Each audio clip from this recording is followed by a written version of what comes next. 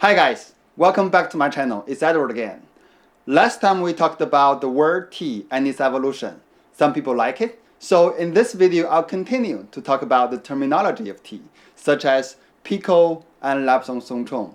Are you ready? Let's do this.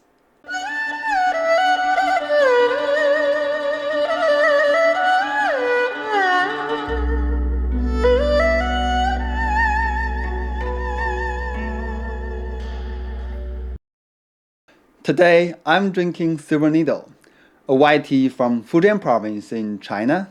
It was processed in the traditional manner and has been aged for a few years now.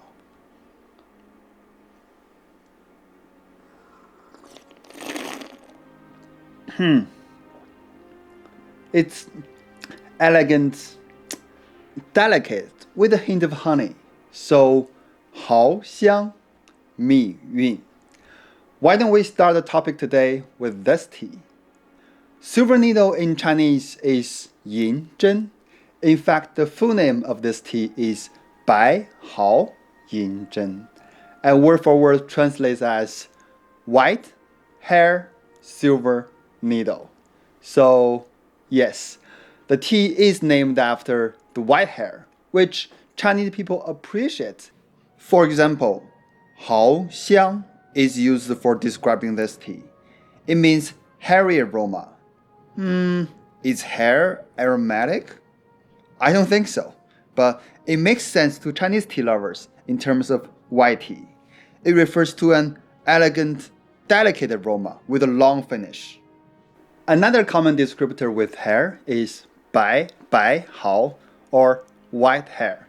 This makes sense because the silver needle tea has a silvery hairs on the surface and in the liqueur.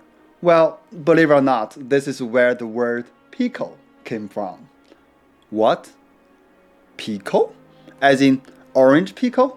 What does this have to do with the silver needle tea? Pekoe is supposed to be a black tea term, right? Yes, but does Pekoe mean anything in English?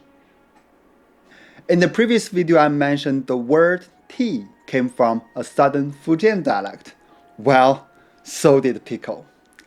Bai Hao in southern Fujian dialect is pronounced Bai Gao. Well, quite similar to Pekoe, eh? Bai Gao, Pekoe. When Western merchants recognized tea, they associated the pronunciation Bai Gao or Pekoe with a good quality. Either because the best raw material for black tea usually has white hair, or because the silver needle tea on average was priced higher than the black tea. Pekoe must mean something of great quality. That was a nice observation, and it didn't change much if we are talking about British tea here. Now, Pekoe means orthodox or the whole leaf processed black tea. It is much better than any broken tea leaves. The difference is Pekoe doesn't refer to any like white tea or white hair tea anymore. Even for the white tea from Sri Lanka or India, even Kenya, people there just call it silver tip or just silver needle instead of Pekoe. This is a nice.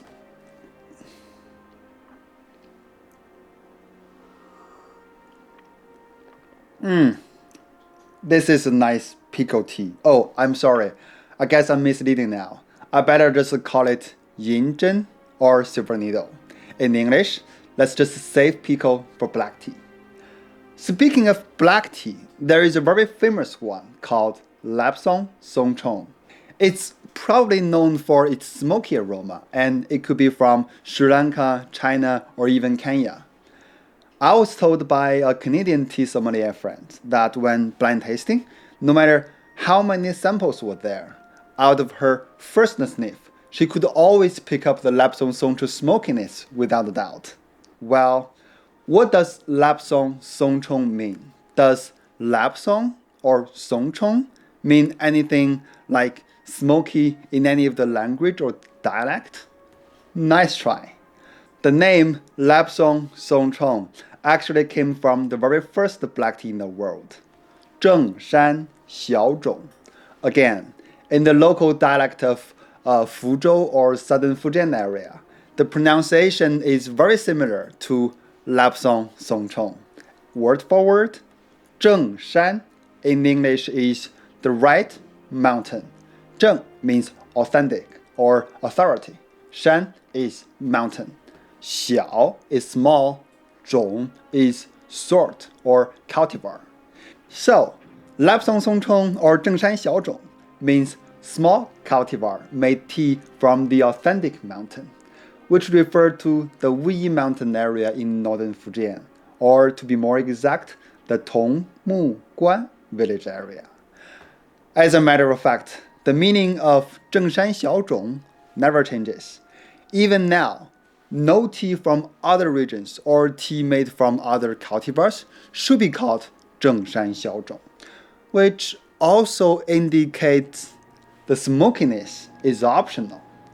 It could be smoked for the rich and bold flavor like the smoky style, and it doesn't have to be. Without the smoking, the tea has a more natural and mild taste, which I do prefer sometimes.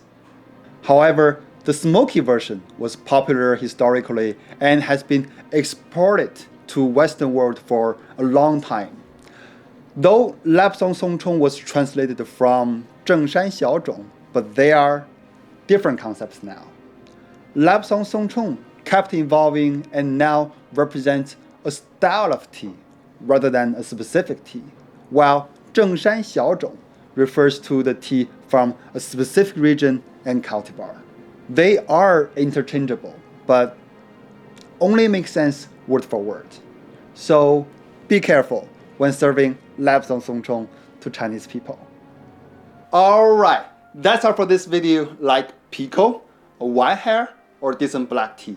Lapsang souchong, a smoky style, or from a specific region. I hope this made sense to your tea experience, and if you have more tea terms with a fun background, feel free to share them on the comments. If you like this video, remember to give it a thumbs up and subscribe to my channel. I'll see you guys next Friday night.